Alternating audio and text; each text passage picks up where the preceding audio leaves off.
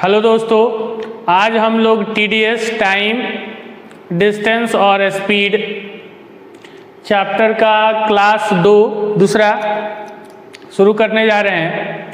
अगर आप इसका क्लास 1 नहीं देखे हैं तो पहले जाके देख लीजिए, इसके बाद इस वीडियो को देखिएगा। और आज का क्लास आपको बता दें कि पूरी तरह थॉट और कंसेप्ट बेसिस पर आधारित है। आज की क्लास में हम लोग पेन नहीं चलाएंगे, ठीक है? तो चलिए हम लोग शुरू करते हैं। हम ये मान के चलते हैं कि जो बेसिक कंसेप्ट है इसका, distance equal to speed into time, kilometre per hour को मीटर पर सेकंड में चेंज करने के लिए पिछला क्लास में बताए थे, या थोड़ा मोड़ा परसेंटेज का आपके पास नॉलेज होगा, ये मान के हम चलते हैं। चलिए पहले एक चीज़ हम लोग समझते हैं कि जैसे डिस्टेंस इज इक्वल टू हम लोग को पता है कि स्पीड इनटू टाइम होता है। अगर इस केस में हम एक मिनट,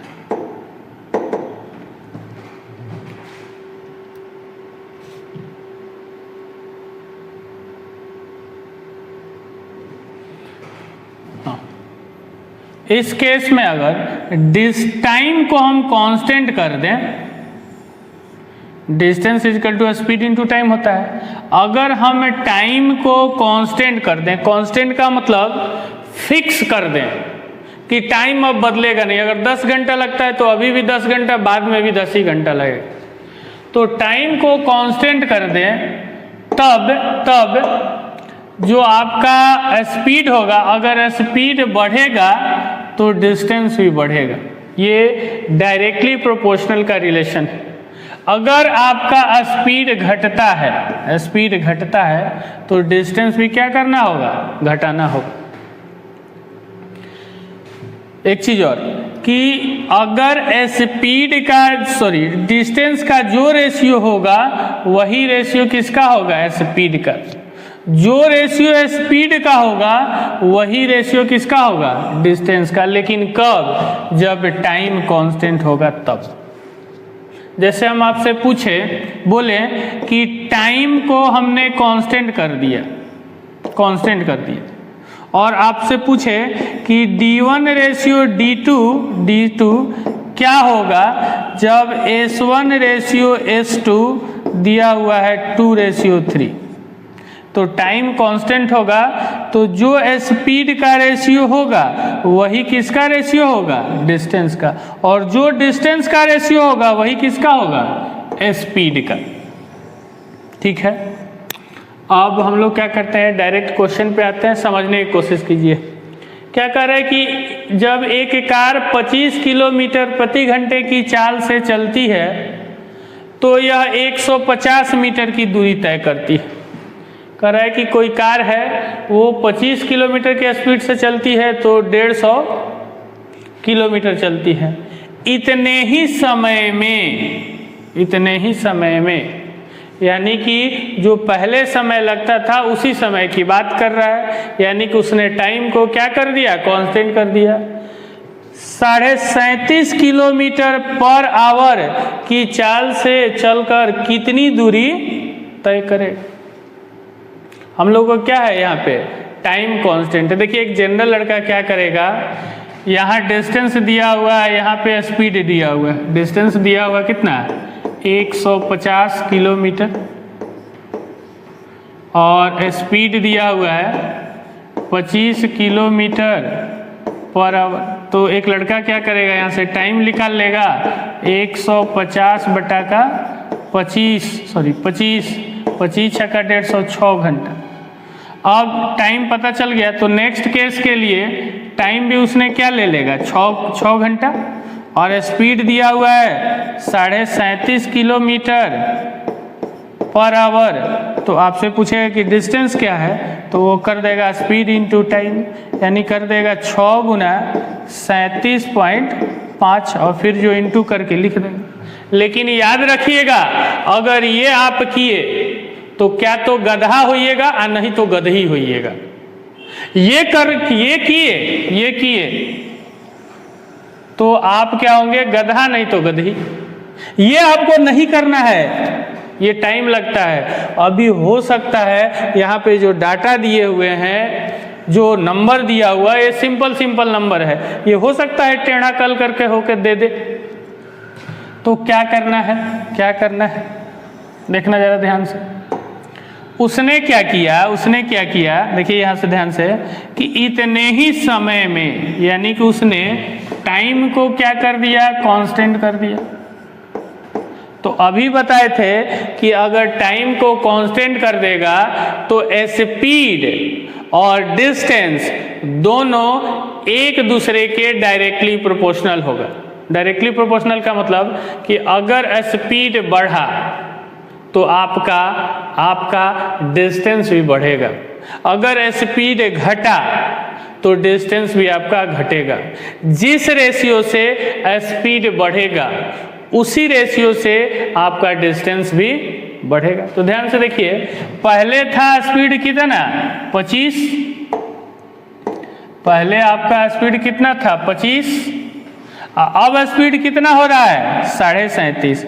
देखिए 25 का आधा करके, 25 का आधा कितना, 12.5 ना, 25 का आधा करके आप 25 में ही दोनों को जोड़ दिया तो कितना आ गया, 37.5। तो 50 का आधा करेंगे तो कितना होगा, 75, इसमें जोड़ देंगे तो हो जाए कितना, 225 किलोमीटर।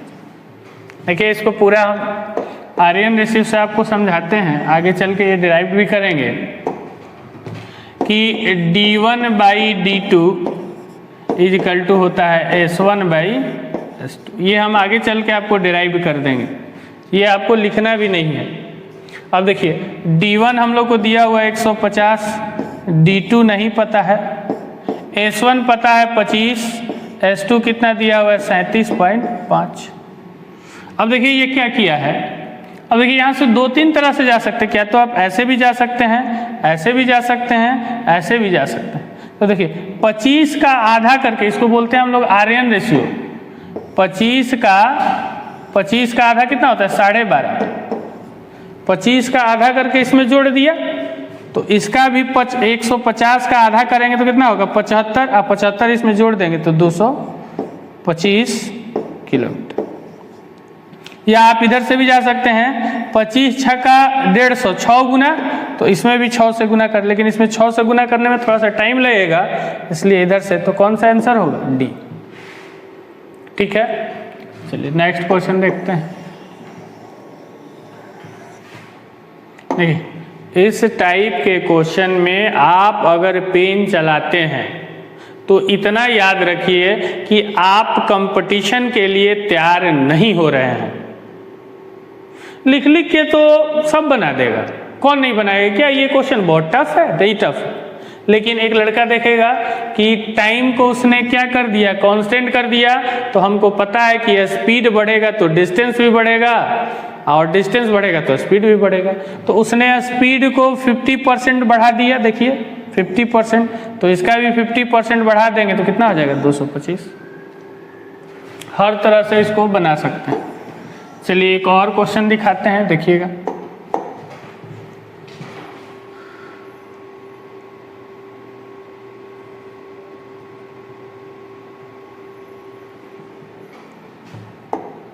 चलिए इस क्वेश्चन को देखते हैं, बहुत ही अच्छा क्वेश्चन है। जेम्स ए से बी की ओर तथा बॉन्ड बी से ए की ओर चलता है।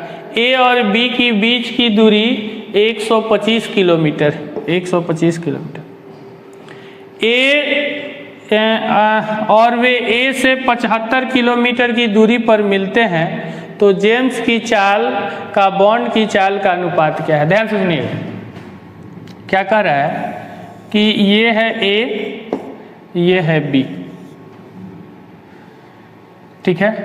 ए जो है ए, यहाँ से ए यानी कि जेम्स इधर से चलता है, और बॉन्ड बी से चलता है। इधर से जेम्स चलता है और इधर से बॉन्ड चलता है।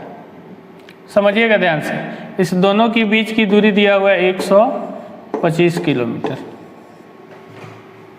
ए और बी की बीच की दूरी 125, जेम्स जेम्स ए से चलता है बी की तरफ और बॉन्ड बी से चलता है ए की तरफ, और दोनों एक ही साथ चलता है, यानी कि जितने बजे ये चला होगा उतना ही बजे ये भी चल रहा है। अगर ये 10 बजे तो ये भी 10 बजे, ठीक है। अब क्या करता है कि जेम्स जो है, जेम्स वे 75 किलोमीटर की दूरी पर मिलते हैं। ए से 75 किलोमीटर चलता है इधर से, ये 75 किलोमीटर, तो यहाँ पे इधर बॉन्ड इससे आके मिल जाता है। बॉन्ड जो है इधर से आके यहाँ पे मिल जाता है।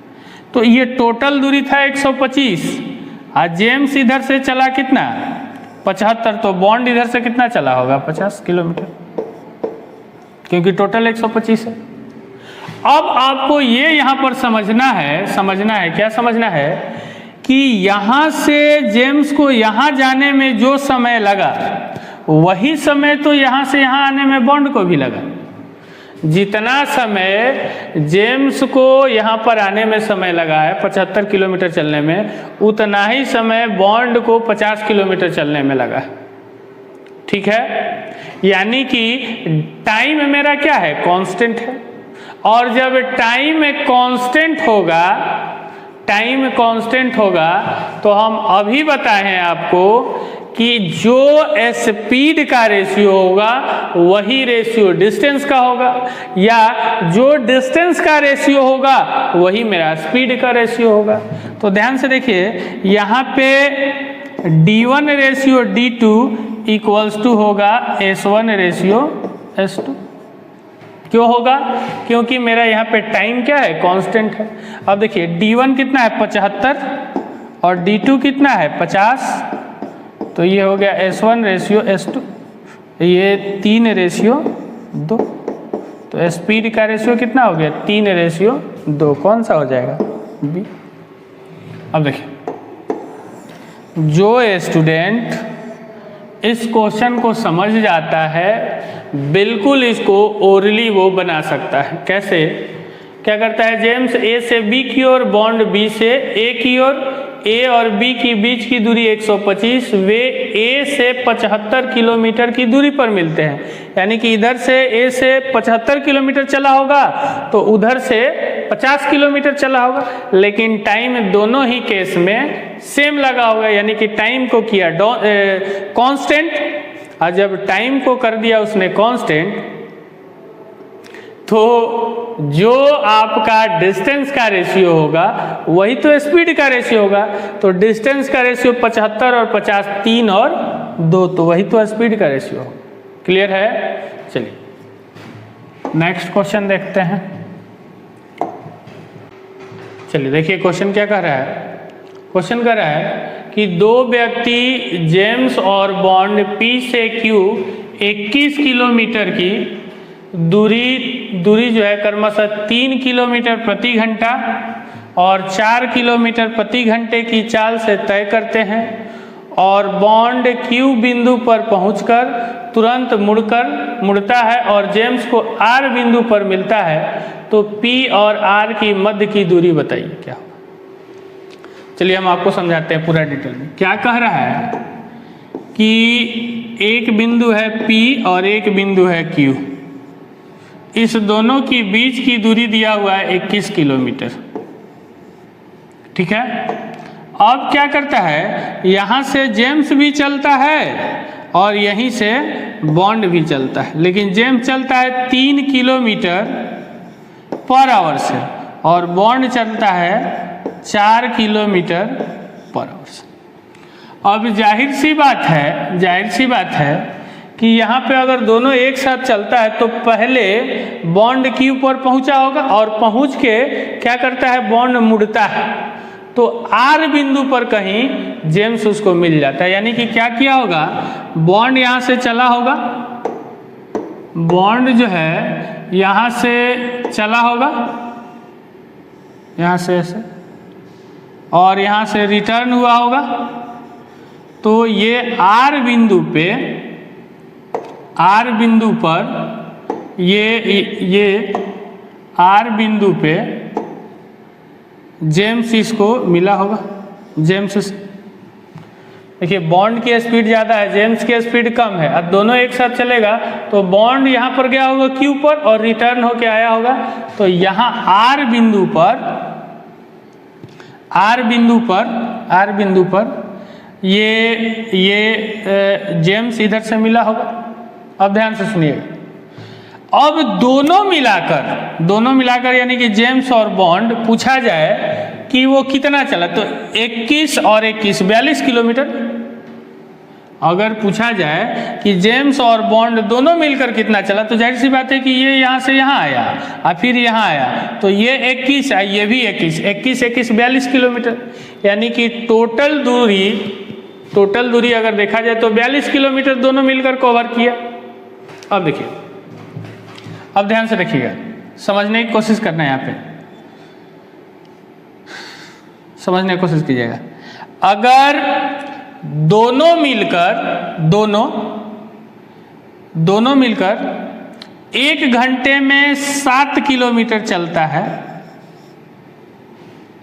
दोनों जेम्स और बॉन्ड 1 घंटे में कितना, 1 घंटे में 3 किलोमीटर, 1 घंटे में 4 किलोमीटर, तो दोनों 1 घंटे में कितना किलोमीटर, 7 किलोमीटर।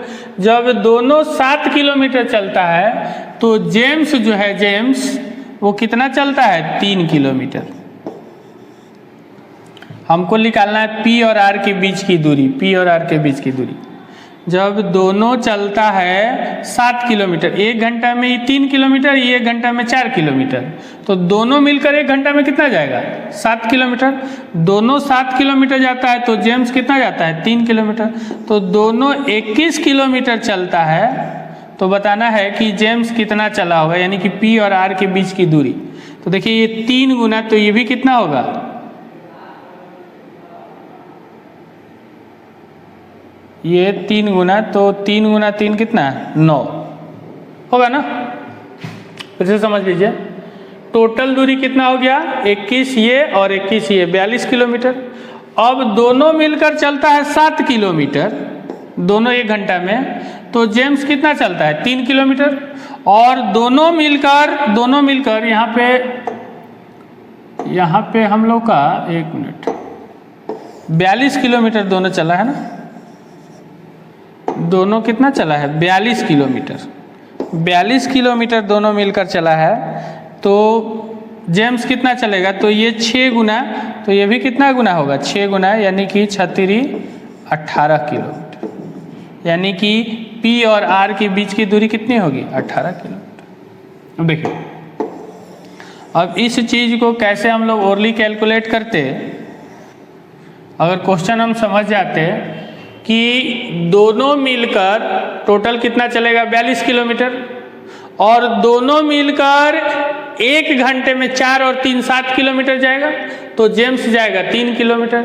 दोनों मिलकर 7 किलोमीटर, तो जेम्स 3 किलोमीटर। दोनों मिलकर 42 किलोमीटर, तो जेम्स कितना, 18, क्योंकि 7 छक 42 छतरी 18, यानी कि जेम्स यानी कि P और R के बीच की दूरी कितनी हो जाएगी, 18 की।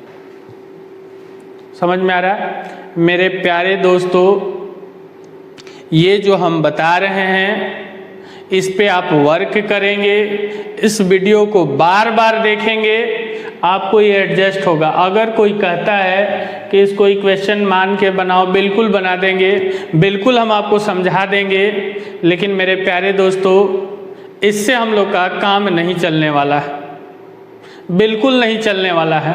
अगर कोई आपको बता रहा है या बुक वगैरह से देख के बना रहे हैं, तो इतना समझ में रखिएगा, दिमाग में रखिएगा कि ये हम बिल्कुल गलत कर रहे हैं।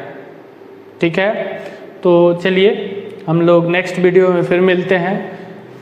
थैंक यू, धन्यवाद।